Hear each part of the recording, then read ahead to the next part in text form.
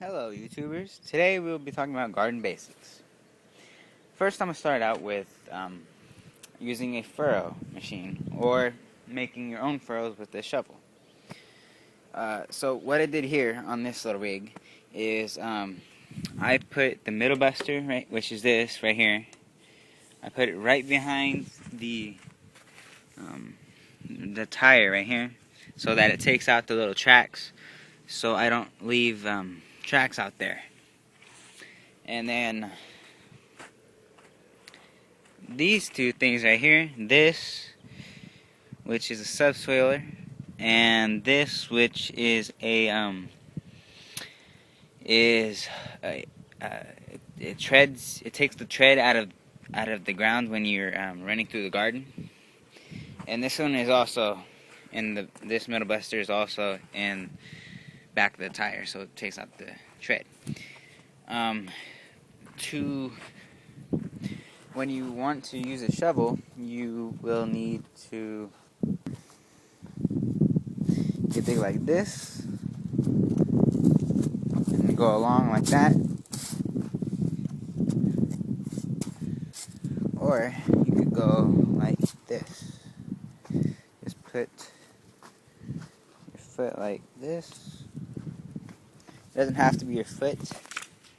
You need to go like that, and then like this.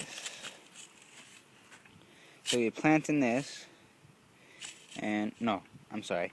You water in this, plant in this, and water in this. I also recommend using a main line. You could buy it's a big plastic tube. You hook it up to whatever you're going to use for watering, but that is also for bigger land masses. So what I would do is create a main line like this in the dirt. So you just go like this all the way across, and then just open it up.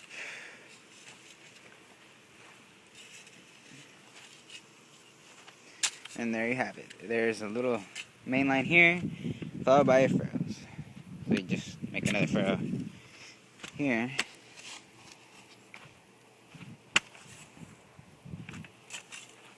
Like so. And there you have it. There's two furrows with the main line. So, but if you're doing a type of irrigation with furrows, but you're doing it every other row, so like this one right here is not being used like that, but this one and this one is. So instead of creating the main line, what I did is I made a main line setup, and then I just filled in between them, because when you run water along here, this dam will eventually break down because of the water. So I filled it in so you could just go water this part, put the hose in that, and put the hose in that, put the hose in that, and put the hose here. So yes, that's what I did. And then at the end of the row, what I'm gonna try to do, is down here I made this little thing, electronic thing, that sensors when water's there. So I'm gonna try to raise the voltage so that it may, so when water reaches a certain level, it will turn on a light, or it will make loud noise. It's like right over here. It'd be about this high. And this is where you want the water to be, because, well, that's just like, it'll get higher and then it'll move over a little bit. When you're planting, do not plant over here on this side of the furrow. Make sure that you plant where the water is, so that it actually grabs the water. Because as you notice, I'm going to dig a little bit here. See, there's no wet spots in the ground right here. So yeah, don't plant in there. Also, what I do, I plant right here because I feel it's a small waste of space if you don't do it there. And when you're working up the ground. Also make sure that you make it level, because if you don't, water, when you're watering, will go up here. Oh wait, no, I'm sorry. It'll go right here and this side, and it'll just wash down and wash your seeds out, and they'll end up right here. And then you'll never, well, you actually will get stuff, but if you put like a brick right here, you probably won't. Another thing, do not plant like this. Just kick the dirt over top, don't do that. Plant like you're supposed to. Dig a little trench with, you know, like how I showed you with the shovel. Make a really shallow one if you have big furrows like this. And these were done with the machine, so they're bigger. So just get a big trench right in the middle, and just plant down here, and then just fill the trench in. But make sure you're careful so it doesn't move the seeds. On to the reason why I made the setup like that. Okay, so this is what it should look like if you had the furrow machine the way I set it up right now. See, it takes out the weeds. There's weeds up here. Let me show you how good of a job it did. See, there is one growing right here, but that one's buried, so I couldn't reach it. This one it killed that one too. But so that's how wide it is without that, without going straight through the middle like this, and making 4 rows. So, and then these two, I believe, are how it looks when you go through the middle. Like I said, when you go through the middle of the big one that the tractor makes when you make your first pass.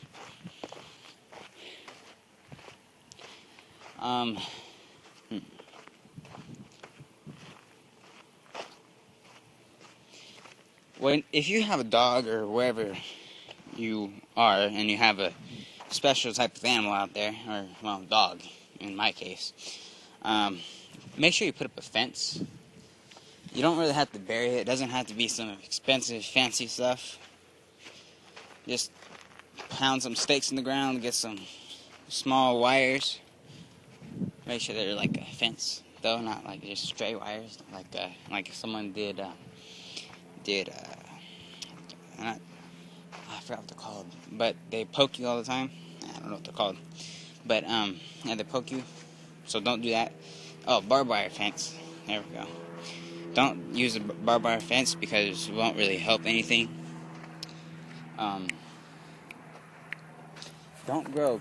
If you grow catnip in here, make sure that there's no neighborhood cats out there. And in my case, if there is neighborhood cats out here, so do not. I wouldn't plant catnip out here, because I have dogs out here, and they'll try to get to it, and then they'll really try to get in your garden, and they'll try to get the cats. So don't grow catnip, and plus they might even kill the plant. So don't do that. Retake this, but if you're in a big spot, do not try to do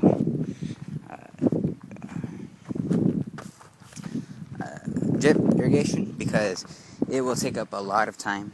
It'll take a lot of time to do it. If you're gonna do a big spot and you really want to control how much water you use, get like soaker hose or T-tape. It's pre-punched. You just bury it, I think. So yeah, you might want to use that if you have a bigger space and you want to save water. If you do not, well, if you do, I recommend making a furrow right in the middle of the row, and then putting your seeds in there, and covering up about halfway, and then put the little T-tape down, and then just finish burying it a little bit, but make sure that it still has a little U in it, like this, so it look like this on top, so that it will hold the water in it. And if you're using drip, just go along top of it. So like you would go like this. Look, so you put the seeds right here, bury it. Over the top, you put the T-tape, bury it a little bit more, and you still got the U in there a little bit. Alright, so it holds water. Um,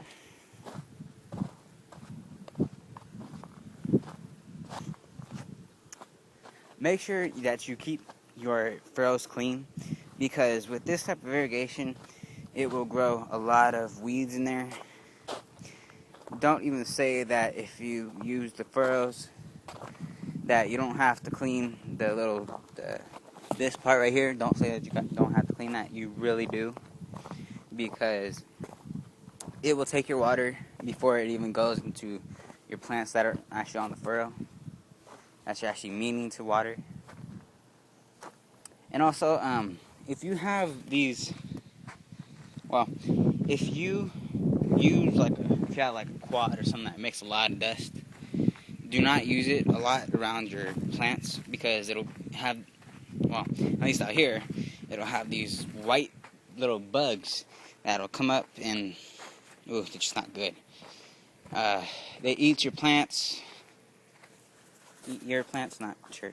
But there's a spray in here I got. It's a very nice spray. It's from Home Depot. It's called, I believe it's called Organicide. It makes 16 gallons of that pest stuff. You just spray it over the top. The only problem with it is that it does not work the first time. It is used for fungal infections, insecticide, and there's something else. I don't remember what else it was, but it'll come to me later. But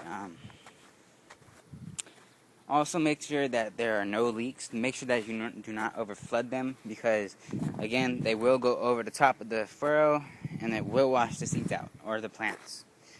So just make sure it doesn't do that.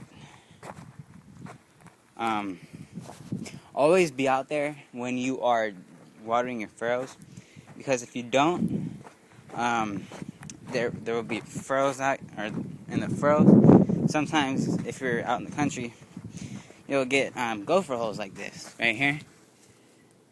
And then the water will erode, and until the gopher hole opens, and all your water runs down here, and all goes to nothing. See how easy that opened? I just pushed my finger into it, and it opened. That's all I had to do. So yeah, do not, make sure that you stay out there. Even if you're out there and it's warm, just get a tent like that. Get a tent like this.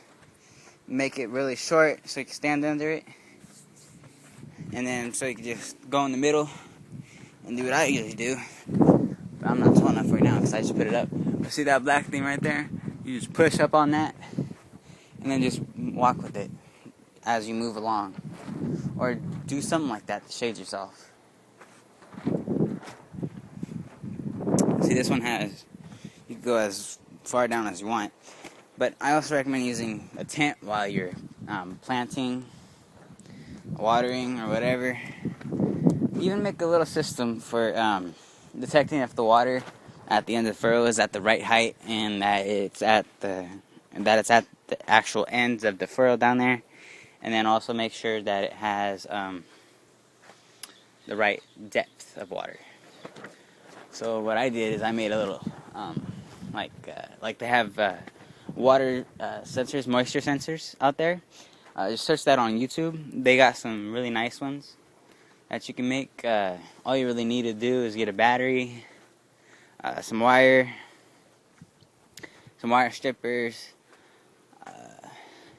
whatever you want to turn on when you get water, and then probably a lot of wire for if you're gonna, like what I was gonna do is I was gonna have a LED right here, right up on the front, and all the way down there would be the water sensor. See if there's water down there. You'd also need, I think that's about it. Yeah, that's really it. What you could do instead of doing that, like if you have a fence right here, use this as positive, like connect the positive lead of the battery on it onto this, and then if you have negative, feel free to put the water or the negative into the water. It wouldn't hurt anything. well, just don't put too much electricity in it, and do not touch it. And if you do this, I'm not responsible for anything that could possibly happen. Okay? Alright. Also, when you plant and you're in a new spot, you probably really should get some fertilizer. Or even if your spot's a little old and you've been using it for a long time, just throw some fertilizer in with the seeds. It'll pay off later because it'll grow faster and everything. That's probably better with basil type stuff because when it grows more stuff quicker. So you can get more crops out of it. So, yes, make sure you do that. And if you like this video, like, subscribe. And if you have questions, message me on YouTube. And otherwise, I'll see you guys when I make another video. And thanks for watching.